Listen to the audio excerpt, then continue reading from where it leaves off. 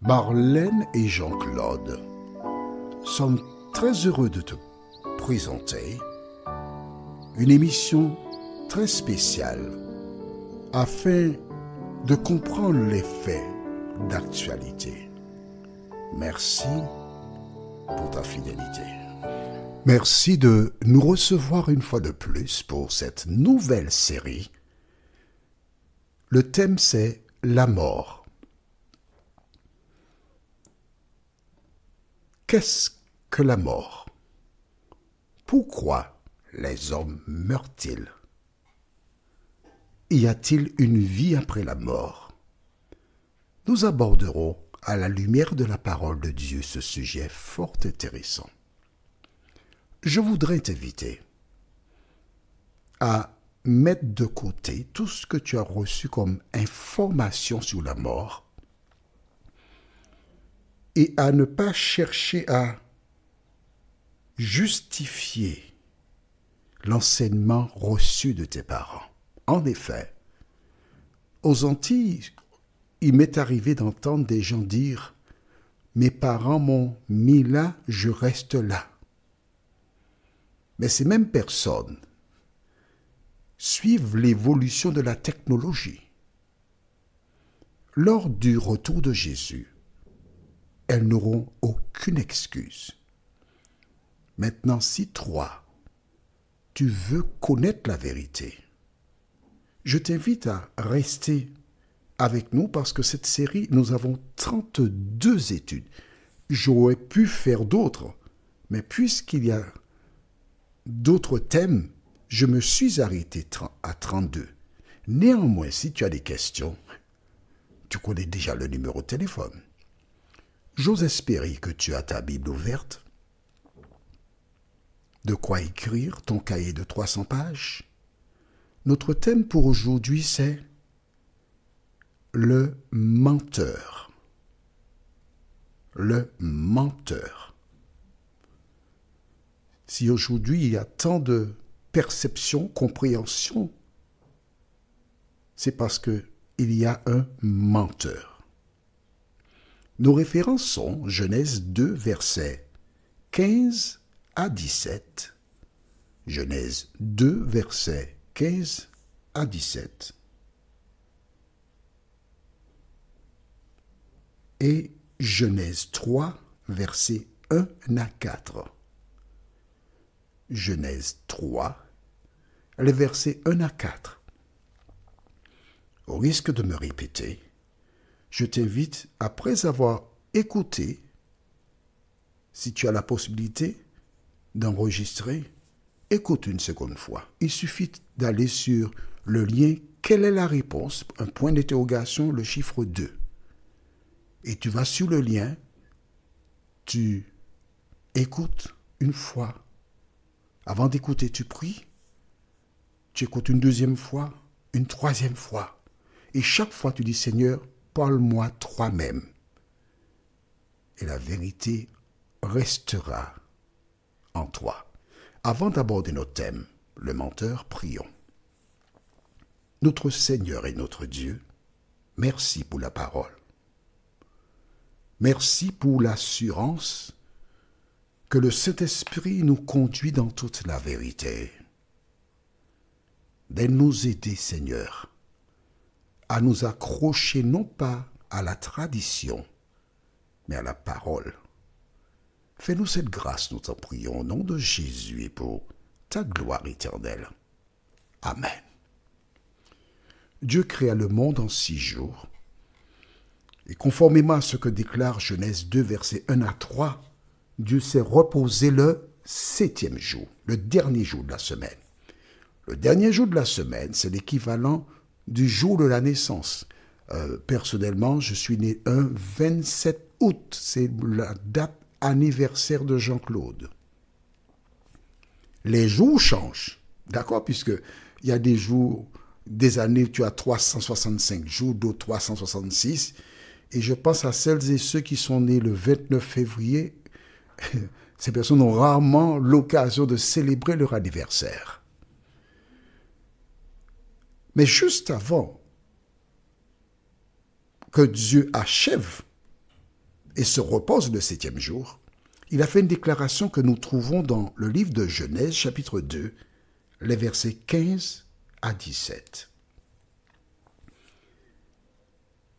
L'Éternel Dieu prit l'homme et le plaça dans le jardin d'Éden. Pour faire quoi? Pour le cultiver. Il avait donc un travail. Et pour le garder. L'Éternel Dieu donna cet ordre à l'homme. Tu pourras manger de tous les arbres du jardin, mais tu ne mangeras pas de l'arbre de la connaissance du bien et du mal, car le jour où tu en mangeras, tu mourras. Le jour où tu manges le fruit de cet arbre-là qui est au milieu, tu mourras. L'homme ne sait pas encore ce qu'est la mort, si on se base sur ce que nous lisons, d'accord? Mais probablement, parce que la Bible ne donne pas tous les détails, Dieu a expliqué ce que nous découvrirons concernant la constitution de l'homme, et il lui a dit que si tu manges de cet arbre, tu mourras. Alors, pourquoi les hommes meurent-ils? Il ne faut pas me dire parce que Ève et Adam ont mangé le fruit qu'ils sont morts. Non. Écris dans ton cahier. Voici pourquoi tu as le cahier. Écris 1 Jean 3, verset 4. Et Romains 6, verset 23. 1 Jean 3, verset 4. Et Romains 6, verset 23. N'oublie pas que tu es à l'université. Alors, il faut être bien concentré pour pouvoir comprendre le cours. Tu as noté 1 Jean 3, verset 4 et Romains 6, verset 23. Alors, Romains 6, verset 23 déclare « Car le salaire du péché, c'est la mort, mais le don gratuit de Dieu, c'est la vie éternelle en Jésus-Christ. » Quand Dieu a dit « Le jour où tu en mangeras, tu mourras », il a sous-entendu « Le jour où tu en mangeras, tu auras péché. » Et parce que tu auras péché, tu vas mourir. Est-ce que c'est clair pour toi? C'est pas encore clair. Écoute, réécoute, et puis tu vas comprendre. Quand Dieu a dit le jour où tu en mangeras, tu mourras, ça veut dire le jour où tu en mangeras, tu auras péché. Et parce que tu as péché, tu vas mourir. Romains 6, 23, car le salaire du péché, c'est la mort, mais le don gratuit de Dieu, c'est la vie éternelle en Jésus-Christ. On est d'accord? Écris dans le cahier. Romains 5, verset 12. Ouais, Romains 5, verset 12. Déclare, c'est pourquoi, comme par un seul homme, le péché est entré dans le monde, et par le péché, la mort, et qu'ainsi la mort s'est étendue sur tous les hommes parce que tous ont péché. De quel homme s'agit-il? Adam. Il faut bien que tu comprennes le contexte. Qu'est-ce que le péché?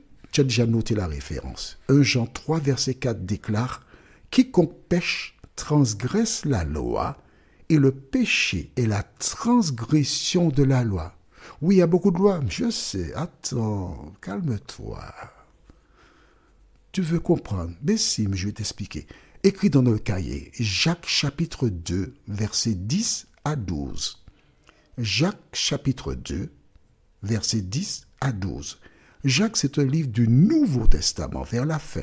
Après le livre d'Hébreux, tu as Jacques, après 1 Pierre, 2 Pierre, 1 Jean, 2 Jean, Jude et Apocalypse. À la fin vraiment de la Bible. Jacques 2, verset 10 à 12 déclare, « Car quiconque observe toute la loi, mais pêche contre un seul commandement, devient coupable de tous. En effet, celui qui a dit, tu ne commettras point d'adultère, a dit aussi, tu ne tueras point. Or, si tu ne commets pas d'adultère, mais que tu commettes un meurtre, tu deviens transgresseur de la loi. Parlez et agissez comme devant être jugés par une loi de liberté. La loi par laquelle toi et moi nous serons jugés, c'est la loi qui se trouve dans Exode 20, verset 3 jusqu'au verset 17. Elle existait donc depuis la création du monde, puisque Ève et Adam sont morts. On est d'accord? Bien. Dieu a dit, le jour où tu en mangeras, tu mourras. Allons maintenant au livre de Genèse, chapitre 3, et nous lisons les versets 1 à 4. Le serpent était le plus rusé de tous les animaux des champs que l'Éternel Dieu avait fait. Il dit à la femme, Dieu a-t-il réellement dit, vous ne mangerez pas de tous les arbres du jardin? La femme répondit au serpent, nous mangeons du fruit des arbres du jardin, mais quant au fruit de l'arbre qui est au milieu du jardin, Dieu a dit, vous n'en mangerez point et vous n'y toucherez point, de peur que vous ne mouriez. Vous ne mangerez point, tu as bien vu, et vous n'y toucherez point. Pourquoi? Parce que si tu touches au fruit, s'il vient dans ta main, il est déjà dans ta main, tu risques de le manger. Alors, faut pas le regarder, faut pas le toucher, parce que si tu touches, tu vas plus loin. Et tu comprends ce que je dis.